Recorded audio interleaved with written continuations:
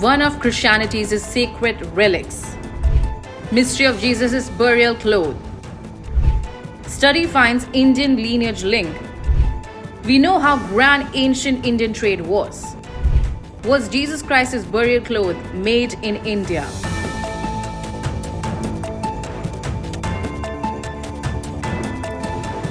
Well, for centuries, it has been one of the most mysterious and debated religious artifacts in the world. A simple piece of cloth, yet one that has sparked questions across science, history and faith. The Shroud of Turin. Hello and welcome to another episode of Xplained, brought to you by NewsX. My name is Vineet Malhotra. Well, the Shroud of Turin, believed by many to be the burial cloth of Jesus Christ, but now a new scientific study has added a surprising twist. Could this holy relic have a connection to India? Well, so first, what exactly is the Shroud of Turin? It is a long piece of linen cloth measuring about 4.4 meters that bears a faint image of a man who appears to have been crucified. The image shows marks that many believe match the biblical description of Jesus' crucifixion, including wounds on the wrists, feet and side, along with what appear to be bloodstains. What makes it even more extraordinary is that the image acts like a negative. When photographed, it reveals more details than what is visible to the naked eye. For believers, this is not just a cloth, it is a sacred relic. For scientists, it is an unsolved mystery.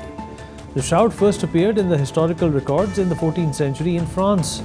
From there, it was eventually moved to Turin in Italy, where it remains today. For decades, it has been subjected to intense scientific scrutiny. Perhaps the most famous study came in 1988, when radiocarbon dating suggested that the cloth dated back to between 1260 and 1390, essentially the medieval period. This led many people to believe it was a forgery created centuries after the time of Jesus. But that was not the end of the story. Now a new study has reopened the debate. Researchers have used advanced genetic testing, specifically next-generation sequencing technology, to analyze microscopic dust particles and fibers from the shroud. And what they found is raising new questions. Scientists were able to extract mitochondria DNA, both human and plant, from within the cloth. And the results showed something unexpected: genetic traces linked to the Indian subcontinent. The study identified human DNA lineages that were commonly found in South Asia, along with DNA from regions like the Middle East, East Africa and Europe. But what stood out was the presence of DNA markers associated with India. For example, certain mitochondria DNA haplogroups, including ones linked to South Asian populations, were found within the fibers. At the same time, plant DNA analysis revealed traces of species connected to the Indian subcontinent. One key example is the Vigna ungulata, also known as cowpea, a plant native to and widely grown in India. Other plant species from families common in the region were also detected. So what does this mean? Well, according to the researchers, and the presence of both human and plant DNA linked to India suggests that the shroud may have been made in India or spent a significant amount of time there. One possibility is that the flax used to make the linen originated in India. Another is that the cloth was woven there before being traded across regions. And this is where history comes into play. India was one of the world's leading centers of textile production in ancient times. Its fabrics were traded across the world, from the Middle East to Europe, through extensive land and maritime trade routes, including the Silk Road. If the shroud did originate in India, it could have traveled through these networks, passing through multiple regions before arriving in Europe.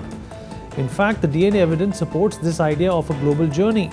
The study found genetic traces from multiple regions: South Asia, the Middle East, East Africa and Europe. This suggests that the cloth was handled by people from different parts of the world over a long period of time. It may have moved across continents, collecting biological traces along the way. But this new evidence also raises a big question. How does it fit with the 1988 carbon dating results? If the shroud was made in medieval Europe, as that study suggested, how do we explain the presence of such diverse and global DNA? Some researchers argue that the sheer variety of DNA found on the shroud indicates a much longer history, one that may predate the medieval period.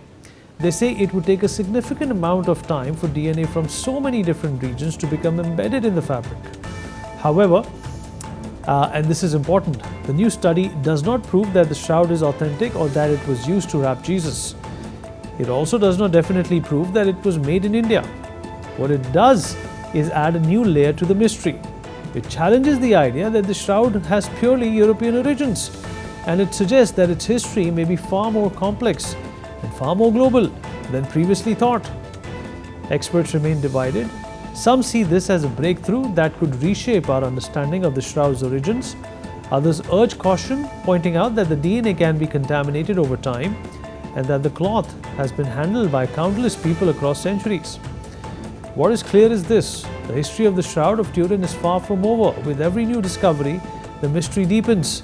Science continues to investigate, history continues to be rewritten, and faith continues to find meaning. Because in the end, this is not just a story about a piece of cloth, it is a story about belief, evidence, and the search for truth across time and civilizations.